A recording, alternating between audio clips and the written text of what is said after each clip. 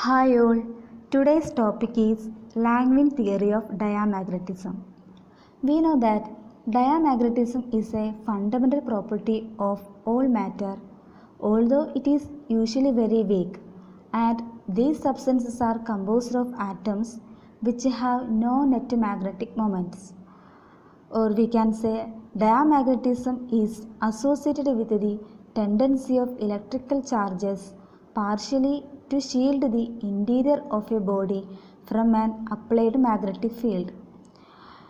It arises from Lenz's law, which states that when a magnetic flux through an electrical circuit is changed, an induced current is set up in such a direction as to oppose the flux change.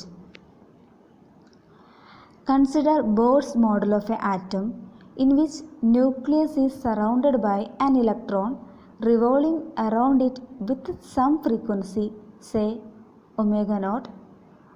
When an external magnetic field is applied, the flux changes. Then, according to Lenz's law, the current changes so as to oppose the change in the flux. This appears as a change in the frequency of revolution of electron. We can understand it through mathematically. Consider an electron having mass m moving in a circular orbit with velocity v. In the absence of applied magnetic field, what are the forces we have? Since the orbit is circular, it experiences a circular centripetal force, which is given by F equal to m into v square by r. Put it equation number 1. Substituting v equal to omega cross r, the equation of force becomes F equal to omega naught square into r. Also, there is another force which is the electrostatic interaction between nucleus and electron, and it is given by Z into E square by 4 pi epsilon naught into R square. Put it equation number 2, where E is the charge of electron, Z into E is the charge of nucleus, R is the radius of circular orbit, m is the mass of electron. From these two forces, we can calculate the value of omega naught square. So, omega naught comes out to be omega naught equal to root of z into e square by 4 pi epsilon naught m into r cube. Put it equation number 3. This is the value of frequency with which electron is revolving around the nucleus in the absence of magnetic field. Now we apply some magnetic field. So in the presence of magnetic field, electron experiences a Lorentz force which is given by F equal to minus E into V cross B. This negative sign is due to negative charge. By putting V equal to omega cross R, the force becomes F equal to minus E into omega cross R into B. Now assume applied magnetic field is perpendicular to the orbit. It implies theta equal to 90 degree and sin 90 equal to 1. Then it experiences a force that will be equal to F equal to minus E into omega into R into B, where omega is the frequency of electron in the presence of magnetic field. Then the total force becomes m into omega square into r equal to the electrostatic interaction z into e square by 4 pi epsilon naught r square minus Lorentz force, that is minus e into omega into r into b. Now just taking the terms to left side and divides the whole equation by m into r, then we get omega naught square omega square plus E into omega into B by M minus Z into E square by 4 pi epsilon naught into M into R cube equal to 0. Where the term Z into E square by 4 pi epsilon naught into M into R cube is nothing but omega naught square. This result a quadratic equation, and on solving it we will get omega equal to plus or minus root of omega naught square plus E into B by 2m whole square minus E into B by 2m. If E into B by 2m is very much less than omega naught, then omega equal to plus or minus omega naught minus E into B by 2m. Put it equation number 4.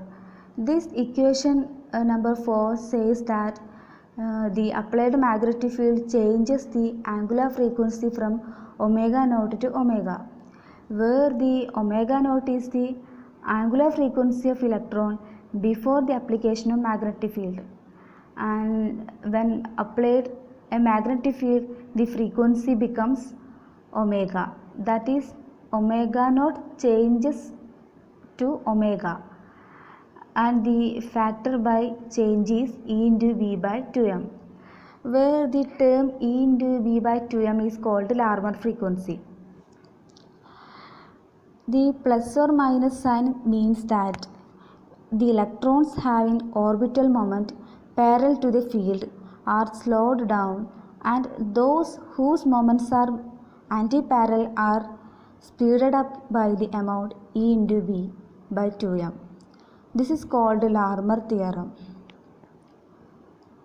or we can define Larmor theorem as: in a magnetic field the motion of the electron around a nucleus is to the first order in B the same as possible motion in the absence of magnetic field, except for the superposition of a precision of electrons with the angular frequency omega equal to EB by 2m. We have observed that frequency changes from omega naught to omega, and this change leads to the change in the orbital magnetic dipole moment, that is magnetization take place. This is because the change in the frequency is equivalent to the additional current. Then this current is given as I equal to charge into frequency. Putting the values of Q, F, omega, current comes out to be I equal to Z into E square B by 4 pi m. Put it equation number 5. From this magnetic moment mu can be calculated as mu equal to current into area.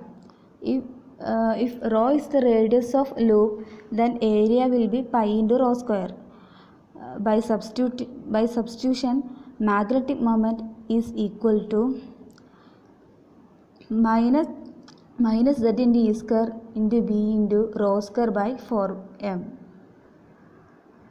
where the negative sign indicates the induced magnetic moment is always opposite to the applied field. This is the characteristic of diamagnetism. And here rho is the distance of electron from the field axis, and if the field is in z direction, rho can be written as rho square equal to x square plus y square. Since all electrons in an atom do not have same radii, we have to use average value. So we take mean square distance of electron from nucleus, then average r square equal to average x square plus average y square plus average z square. For spherically symmetric atoms, average x square equal to average y square equal to average z square. Then average rho square equal to 2 into average x square, average r square equal to 3 into average x square. From this, average rho square comes out to be 2 by 3 times of average r square. then the expression for magnetic moment is equal to minus z into e square b by 6m into average r square. If there are n atoms, magnetization m equal to n into mu and magnetic susceptibility chi comes m over h. By the substitution of m, h and mu, the magnetic susceptibility can be written as minus z into e square into n into mu naught by 6m into average r square. This is the classical Langevin result.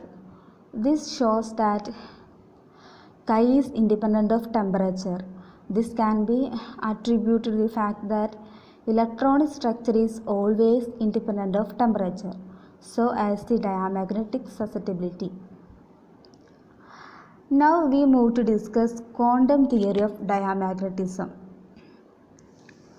Bohr and von Neumann theorem states that when statistical and classical mechanics are applied consistently, the thermal average of the magnetization is always zero. This makes magnetism in solids only a quantum mechanical effect, and we cannot account for any magnetism using classical theory. So we define magnetism is essentially a quantum mechanical phenomenon.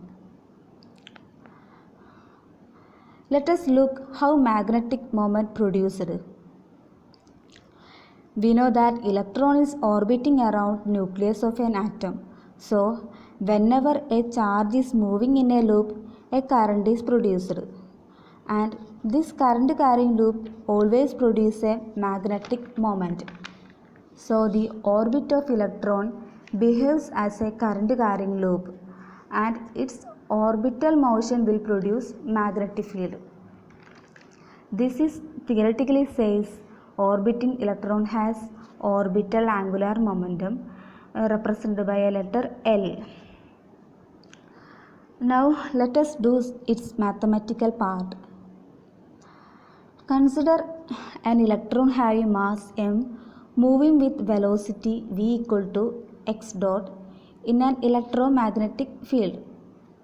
Then it will produce kinetic energy equal to half into m into x dot square and potential energy equal to E into phi minus E into A into x dot. Then Lagrangian function can be written as L equal to half into m into x dot square minus E phi plus E into A x dot. And momentum can be derived by differentiating Lagrangian function with respect to x dot. Then momentum comes out to be Px equal to mx dot plus E into A, where mx dot can be replaced by momentum P. Put it equation number 1.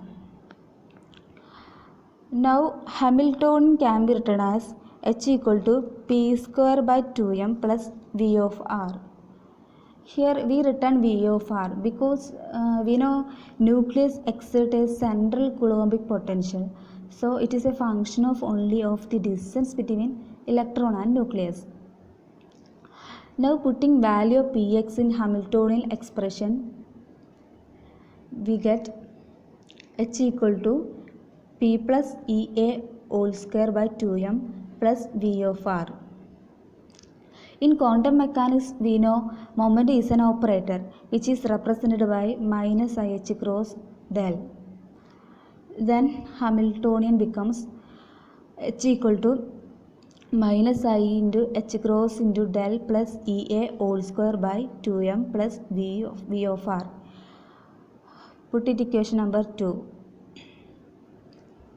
Now we can expand both del operator and vector A as follows. Now to solve this equation number 3, we are taking x component of the operator, multiplying with itself and also with a wave function psi, which leads to the equation number 5, that is minus h cross square dou square psi by dou x square minus ih cross e into dou by dou x into ax psi minus IH cross E into ax into dou psi by dou x plus E square into ax square into psi. Now apply product rule on the second term of the equation number 5 and taking common we will get equation number 6 as follows. Then replace the wave function from this equation. We get x component part only, which is represented by equation number 7.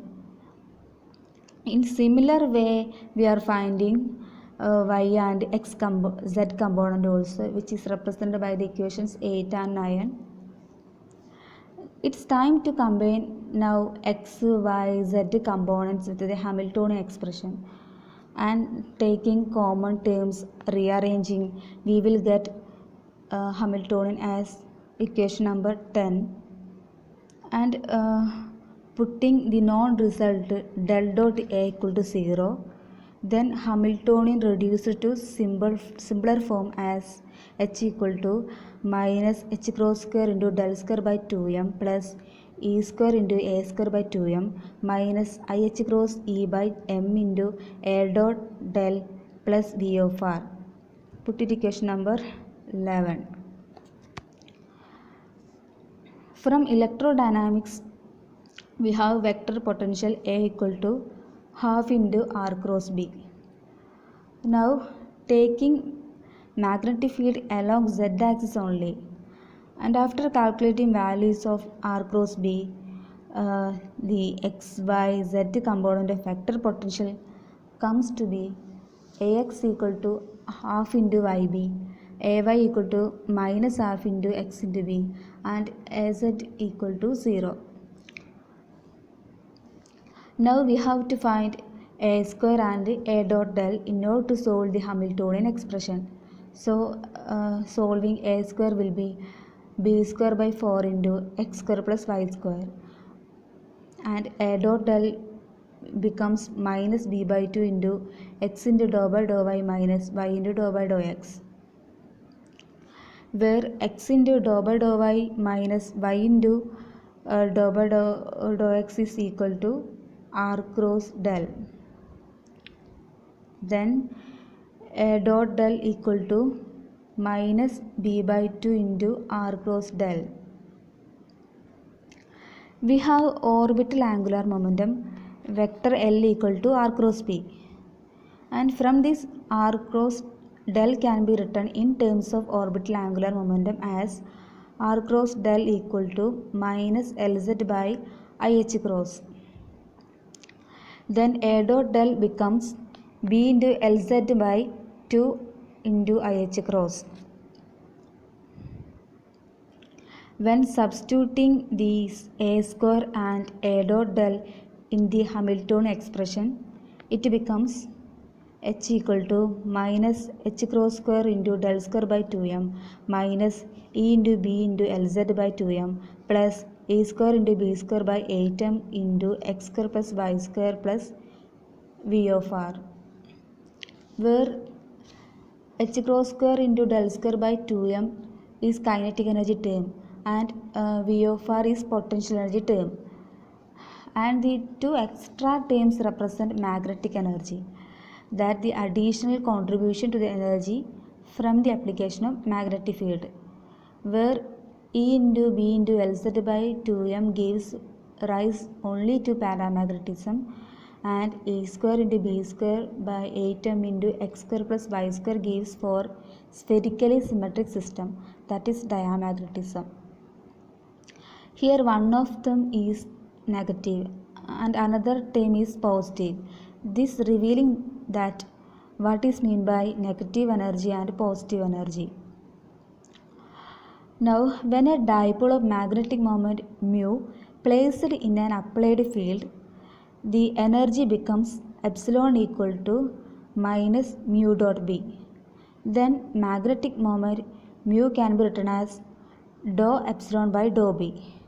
In operator form we can write it as mu equal to minus dou h by dou b. From this we arrived both paramagnetic and diamagnetic momentum as mu paramagnetic equal to E into Lz by 2m and mu diamagnetic equal to minus E square into B by 4m into x square plus y square. In paramagnetic material, we know magnetic moment is parallel to the magnetic field. But in the case of diamagnetic material, magnetic moment is anti-parallel to the magnetic field. Now we replace the term x square plus y square by 2 by 3 times average r square. Then diamagnetic moment becomes mu diamagnetic equal to minus E square B by 6m into average r square. This is basic theory due to Langevin. It gives diamagnetic contribution to the orbiting electron, and it has we can see it has negative sign. Diamagnetism, we know diamagnetism present only there exists a field. If field is removed, then diamagnetism vanishes. So we can say diamagnetism is an induced effect, whereas paramagnetic term is a permanent magnetic moment which is written by the component of orbital angular momentum Lz on the direction of a applied field. If there are z orbital electrons, mu diamagnetic becomes minus z into E square B by 6m into average r square. If there are n atoms, then mu diatomic is equal to minus n into z E square B by 6m into average r square. So this result is agree with the classical result. So this is all about our topic, Langevin theory of diamagnetism. Thank you.